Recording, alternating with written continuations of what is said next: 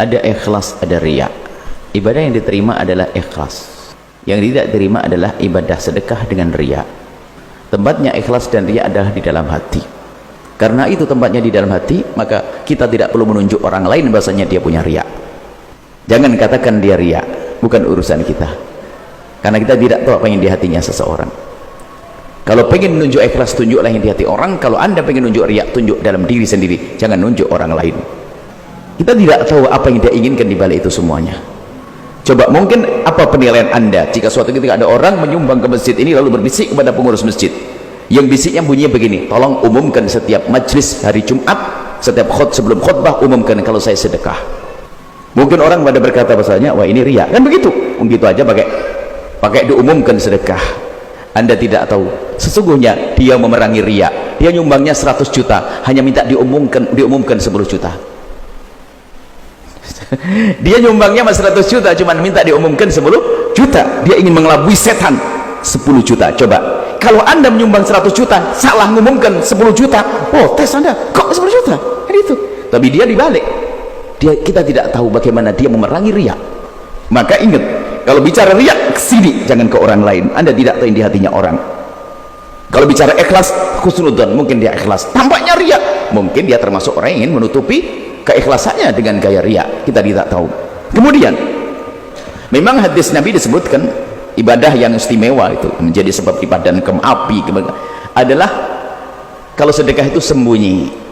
Jadi seolah-olah kalau tangan kanan bersedekah, tangan kiri tidak tahu. Itu salah satu model. Tapi apakah harus semacam itu? Kita menangkap ternyata hadis ini paling disenangi oleh orang pelit. Paling senang orang pelit dengan hadis ini. Orang pelit setiap diajak sedekah, dia berkata, sedekah yang baik adalah sembunyi. Makanya sudah, jangan pakai hadis ini bagi orang pelit. Makanya sudahlah, kita tidak usah main dalil, kan begitu sudah. Jadi kadang kita harus sedekah terang-terangan untuk ditiru orang, kadang sembunyi. Bahkan biasakan kayak Imam Ali bin Abi Thalib sedekah di model 4. Sedekah siang hari, bil-laili wan nahari sirra wa alaniyah, dalam Al-Qur'an sebutkan. Bil-laili wan nahar, malam hari bersedekah, siang sedekah. Kalau punya 1 juta bagi 4, 2,5 sedekah. 2,5 siang hari, 2,5 malam hari, 2,5 terang-terangan, 2,5 sembunyi. Tidak tahu mana yang diterima oleh Allah. Kemudian tidak usah ngurus orang. Kita pribadi, anda boleh bisa saja anda sedekah dengan disebarkan di TikTok, suka-suka. Tapi ingat, kalau anda memang betul ingin diterima, anda tutup. Saya sedekah di posting ya, wahai jamaah, alhamdulillah saudara, hari ini saya telah nyumbang Cianjur 10 juta. Diekspos. Tapi anda itu hanya ngecek setan 10 juta nih, 100 juta sudah tak masukkan rekening ke sana. Kalau anda bisa begitu, boleh anda umumkan ke siapapun.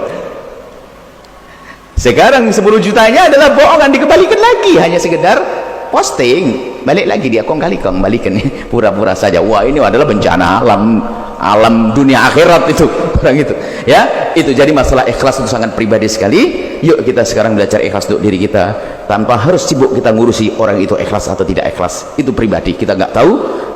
Ketahuilah bahwasanya ikhlas di dalam hati. Kalau anda ucapkan pun jadi hilang ikhlas. Ikhlas di hati. Coba kalau saya ngomong, saya itu ikhlas loh ya, ngapain saya ikhlas ngomong-ngomong, katanya ikhlas, kok pakai ngomong? Ikhlas antara kau dengan Allah, gak usah pakai ngomong, yang tahu Allah kok ngapain saya ngasih tahu ke anda, kan musibah di ikhlas halus. Ingat, jika nunjuk ikhlas ke orang, jangan nunjuk ke sini. Kalau nunjuk riya boleh ke sini, jangan nunjuk ke orang, maka anda akan selamat. Wallahu a'lam bishawab.